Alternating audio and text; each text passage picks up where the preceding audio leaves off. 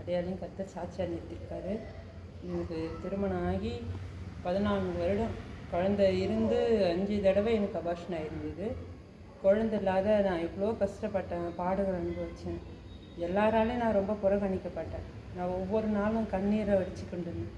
கர்த்தர்கிட்ட நான் கேட்பேன், ஏசப்பா எனக்கு பெராக்கா போயிருக்கும்போது எனக்கு அங்கே வாக்கு கொடுத்தாரு, நான் சாமியில் தருவேன்னு சொல்லிட்டு. அப்போ நான் ஒவ்வொரு நாளும் நான் கண்ணீரோடு அழுது ஜெபிச்சுட்டு இருப்பேன். நான் ஜெபிக்கலாம் மோகன் சேனல் ப்ரோக்ராம் கூட டிவியில் வாரம் சனி ஞாயிறு கூட பார்ப்பேன். அப்போ அவர் அற்புத பெருவிழா வைப்பார். குழந்தை இல்லாதவங்களுக்காக தனியாக ப்ரேயர் பண்ணுவார். அப்போ என்ன சொல்ல, குழந்தை இல்லாதவங்களாம் கணவன் மணியாக சேர்ந்து 2 பேரும் கை கோர்த்து ஜெபம் பண்ணணும். அப்போ இவர் இருக்க மாட்டார். நான் மட்டும் தனியாக கண்ணீரோடு, ஏசப்பா என் கனவு கூட எனக்கு ஜெபிக்க இல்லை, நான் தனியாக இருக்கிறேன், எனக்கு நீங்கள் தான் ஒரு அற்புதம் செய்யணும். என்னை எல்லாரும் ரொம்ப கேவலமாக பேசினேன். சகோதரி மலைக்கும் என்னை ரொம்ப இழிவாக பேசினாங்க குழந்தை இல்லைன்ட்டு. நான் அவ்வளோ கண்ணீர் வடிப்பேன் நைட்டும் பகலும். என் ஜெபத்தை கேட்டு கர்த்தர் எனக்கு எதிர்பார்க்கவே இல்லை இந்த கர்ப்பத்தின் கனியை கொடுத்தாரு. கர்த்தர் ஆசீர்வதிச்சார். அதேமாதிரி அவர் எனக்கு சொன்ன மாதிரியே, வாக்கு சொன்ன மாதிரியே எனக்கு சாமியாரில் கொடுத்தாரு. ஆனால் இதுலேயும் எனக்கு எவ்வளோ பிரச்சனை. இந்த குழந்தைய நான் பெற்றெடுக்கக்கூடாது வெளியே பிசாசு எவ்வளோ தந்திரமாக போராடணும். டாக்டர் கன்சீவ் ஆனதையும் டாக்டர்கிட்ட கன்சல்ட் பண்ண போகும்போது அவங்க என்ன சொல்லிட்டாங்க, எனக்கு குழந்தையே இருக்கக்கூடாது, எல்லாருக்கும் எனக்கு நிறைய பிரச்சனை இருக்கிறதுனால குழந்தையே வேண்டான்னு சொல்லிட்டாங்க. ஹார்ட் எல்லாருக்கும் 70 அவனுக்கு பிரச்சனை அதிகமாகும், மூச்சு தண்ணி வரும், இல்லை கோமா ஸ்டேஜுக்கு போயிடுவேன், இல்லை குழந்தைய உன்னால் பெற்றெடுக்க முடியாது, என்ன வேணாலும் நான் 90% உனக்கு கேரண்டி கிடையாது, நீ உடனே அவாய்ட் பண்ணுன்னு சொன்னாங்க. ஆனால் நான் அவாய்ட் பண்ண மாட்டேன்னு சொல்லிட்டு அவங்ககிட்ட சொல்லிட்டேன். உடனே சகோதரிகளோட ஃபோன் பண்ணி சொன்னேன், அக்கா இது மாதிரி சொல்கிறாங்கக்கான்னு. அவங்க என்ன சொல்லிட்டாங்க, நேராக நீ தம்பிங்களுக்கு ஃபோன் பண்ணி சொல்லுன்னு சொல்லிட்டு சொன்னாங்க. பாஸ்டருக்கு உடனே அவன் ஃபோன் பண்ணும்போது நான் இதில் விபிஎஸ்சில் இருக்கேன்னு சொல்லிட்டு போன வருஷம் சொன்னாங்க.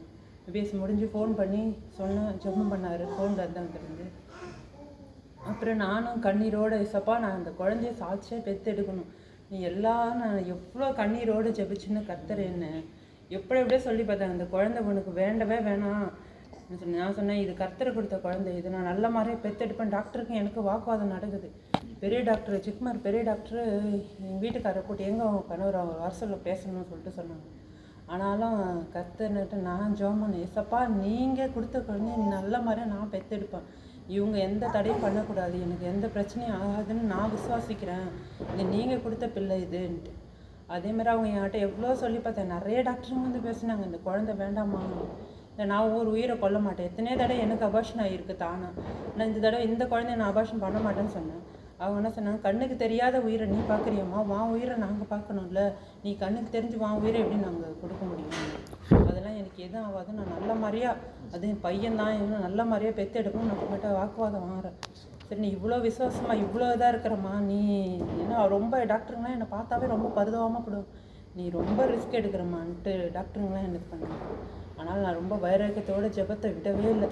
கர்த்தர் நல்ல மாதிரியாக குழந்தைய பெற்றெடுக்க உதவி செஞ்சார். என் கண்ணீரை கண்ட தேவனுக்கு ஸ்தோத்திரம். எனக்கு கர்த்தரோடும் எனக்கு பெராக்கால 2015 சாமுவேல் தருன்னு சொன்னார்.